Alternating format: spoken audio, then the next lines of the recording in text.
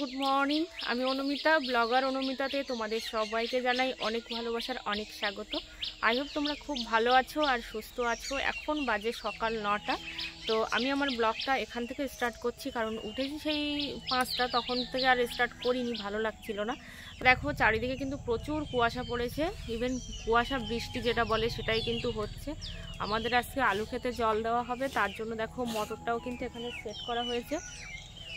আর এই হচ্ছে আমাদের ছোট্ট বাগান, এই যে দেখো, এই হচ্ছে আমাদের ছোট্ট বাগান। এই ছোট্ট বাগানে কিন্তু জল দেওয়া হবে, যেহেতু অনেক দিন হলো আলুর খেতে জল দেওয়া হয় না, তার জন্যই কিন্তু আলুটা ফেটে গেছে, মানে আলুর যে পিলিটা হয় সেই পিলিটা কিন্তু ফেটে গেছে। তো সারাদিন দেখতে থাকো আমার ব্লগটা। আজকের ভিডিওটা অনেকটা বেলা থেকেই শুরু করেছি। এখন তো বললাম 9টার বেশি বেজে গেছে, তারপরেও দেখো মাথায় কিন্তু টুপি দিয়ে রেখেছি। কেন বলো তো? আর এটা হচ্ছে আমার হাজব্যান্ডের জ্যাকেট, মানে জ্যাকেট বলতে এটা উইন্ডশিটার আমি পরে নিয়েছি। ছোটোবেলার থেকে কিন্তু আমি এরকমই, মানে নিজের জিনিসটা আমি বের করি না, কারণ ভাবি কি আমার জিনিসটা তোলাই থাক, সেটা ভালো থাকবে। তো ছোটোবেলার থেকে দাদুর সোয়েটার পরতাম, জ্যাকেট পরতাম, দিদার পরতাম, বাড়ি যখন যেতাম তখন বাবার পরতাম, মায়ের পরতাম, এখন আবার হাজব্যান্ডের জিনিসও পরি। তো মানে বিশেষ করে এই শীতের জিনিসটার কথাই আমি বলছি, বেশ ভালো লাগে। এখানে কয়েকটা টমেটো গাছ আছে, তো টমেটো গাছের মধ্যে না আমি একটু মানে লাঠি বসিয়ে দিচ্ছি, যাতে করে টমেটো গাছগুলোকে আমি বেঁধে রাখতে পারি। আর সাথে সাথে এদিকে দেখো জলটাও দেওয়া আছে, আলুর ক্ষেতে সেচ দেওয়া হচ্ছে সেই জন্য। আসলে কি বলো তো, আমার জীবনটা সত্যি এতটা এলোমেলো কেন সেটা আমি সত্যিই জানি না। তোমরা হয়তো ভাবছো টাইটেলটা এমন দিয়েছে কেন। হ্যাঁ সত্যি, যারা আমার নিজের মানুষ, যারা আমার কাছের মানুষ, যাদের সঙ্গে আমার রক্তের সম্পর্ক, তারা না আমাকে এত খারাপ খারাপ কথা বলছে, যেটা সত্যি আমি আর মানতে পারছি না।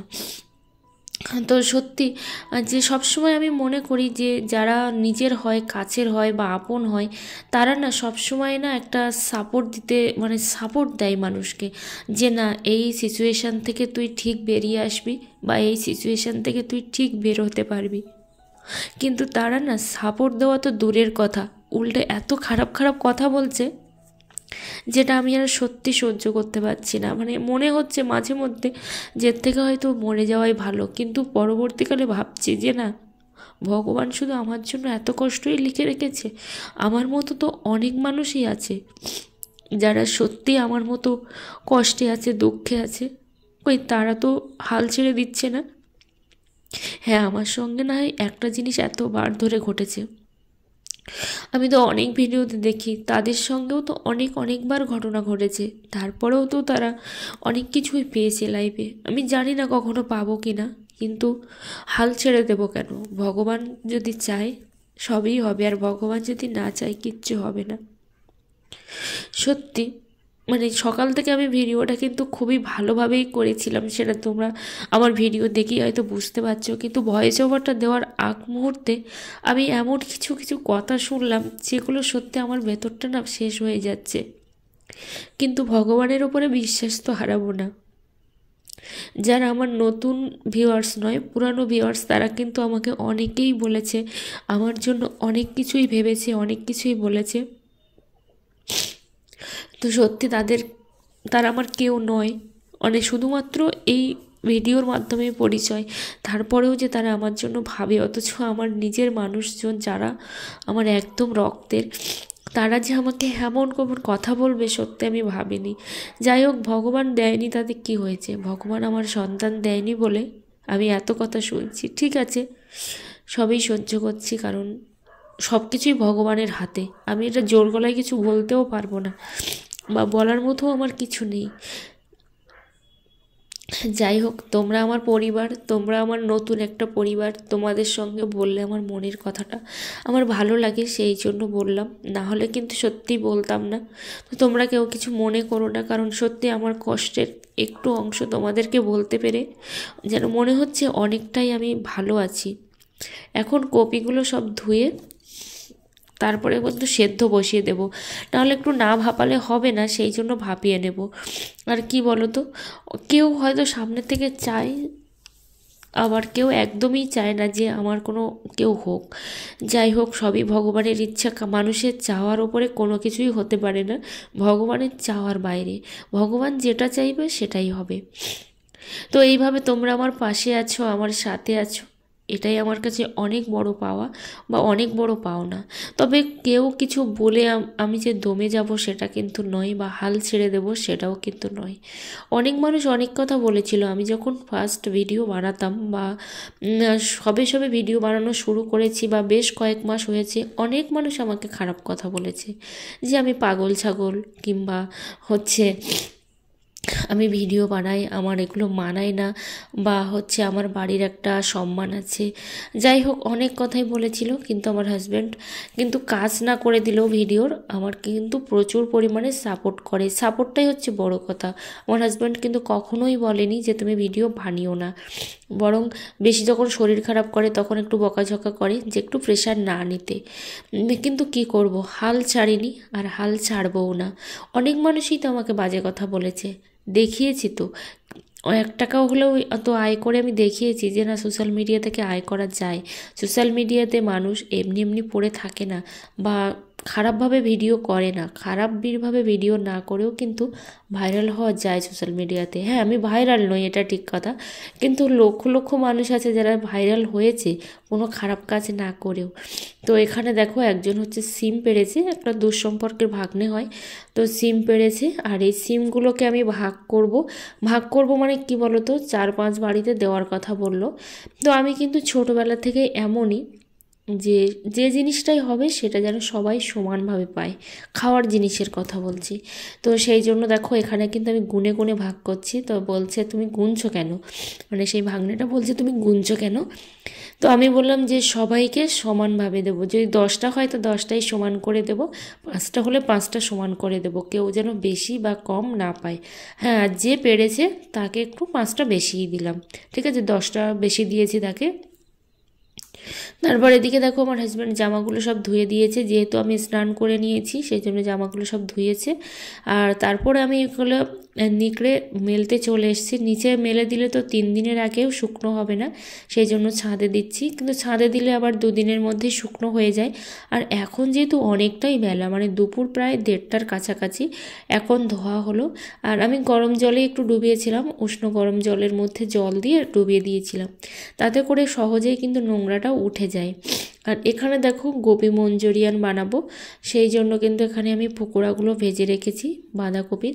আগে ফুলকপি দিয়ে বানাচ্ছিলাম, কিন্তু একটুও ভালো হয়নি, রাগে পড়ে কিন্তু আবার বাঁধাকপি দিয়ে বানাচ্ছি। ওই যে বললাম, আমি কোনো কিছুতে হাল ছাড়ি না, ভগবান না চাইলে। তো সেই জন্য একটা খারাপ হয়েছে বলে আমি হাল ছেড়ে বসে থাকবো, সেটা কখনোই হতে পারে না। তো সেই জন্য পরে কিন্তু আবার বাঁধাকপি দিয়ে বানিয়েছি। আসলে লাইটটা খুব একটা ভালো ছিল না, যার জন্য এরকম একটু কালো কালো এসছে, কিন্তু খেতে না অসম্ভব সুন্দর হয়েছিল। তারপরে চলে এসেছি দেখো এদিকে, তারপর ভিডিও এডিট করলাম, ভিডিও পোস্ট করলাম, করার পরে এখন বাজে প্রায় 9:30টার কাছাকাছি। এখন বসে পড়েছি, ওই যে কোনো কিছুতে হাল ছাড়লে হবে না, সেই জন্যই বসে পড়েছি যে না, আমাকে কাজ শিখতেই হবে।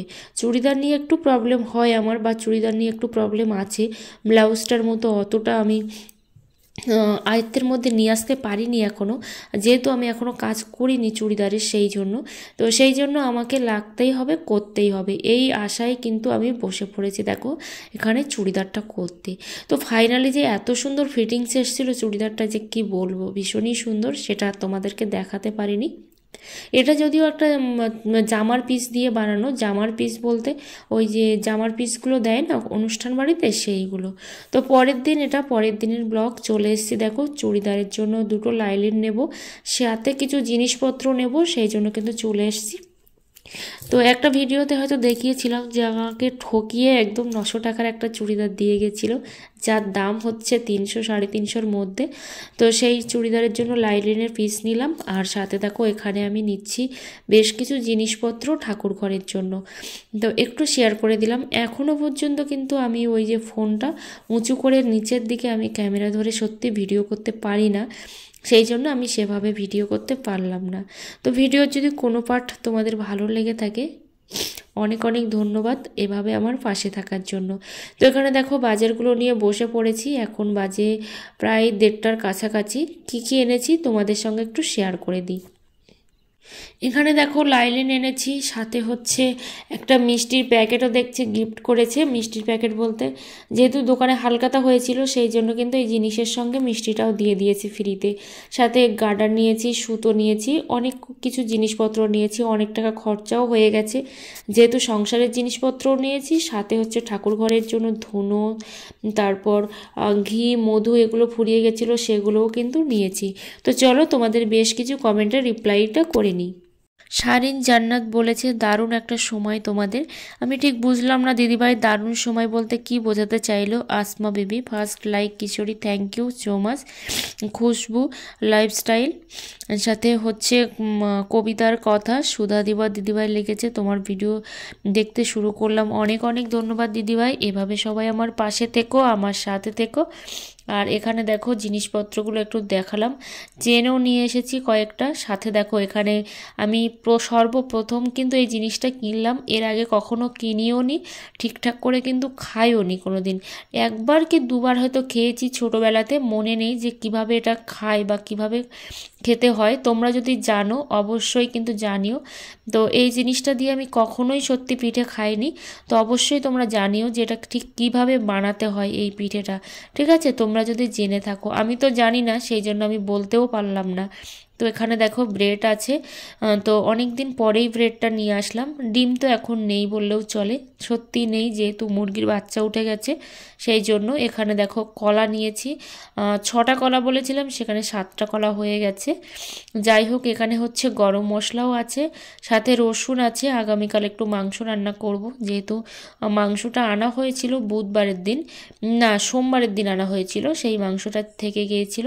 আর এখানে দেখো রসুন আছে, আটাও আছে, একটু পিঠে বানাবো সেই জন্য আটা নিয়ে এসেছি। কারণ শুধুমাত্র চালের গুঁড়ো দিয়ে পিঠে করলে না পিঠেটা বড্ড শক্ত হয়ে যায়, সেই জন্য আটাও এখানে এনেছি।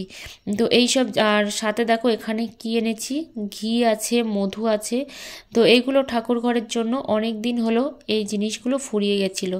আর চন্দন যে আমার এত পরিমাণে লাগে যে কি বলবো। এই যে দেখো একটা চন্দনও নিয়ে এসেছি, আরও অনেক চন্দন আছে যেগুলো কিন্তু ঠিক করে আমি খুঁজেও পাচ্ছি না। তো সত্যি কথা আমার ভিডিও দিতে একটুও ইচ্ছা করে না, কিন্তু তোমরা যে আমাকে এত এত ভালোবাসা দাও তার জন্যই কিন্তু আমার মনে হয় যে না ভিডিও দেব। আর তাছাড়া কিন্তু ভালো লাগে না। আরও একটা জিনিস যেটা একটা স্মৃতি, যে আমি স্মৃতি হিসাবেই ধরে রাখতে চাই এই জিনিসটা। আর তোমাদেরকে অনেক অনেক ধন্যবাদ যেভাবে আমার পাশে আছো, আমার সাথে আছো। আমি যদি ভুল কিছু বলে থাকি অবশ্যই কিন্তু তোমরা আমাকে ক্ষমা করে দিও।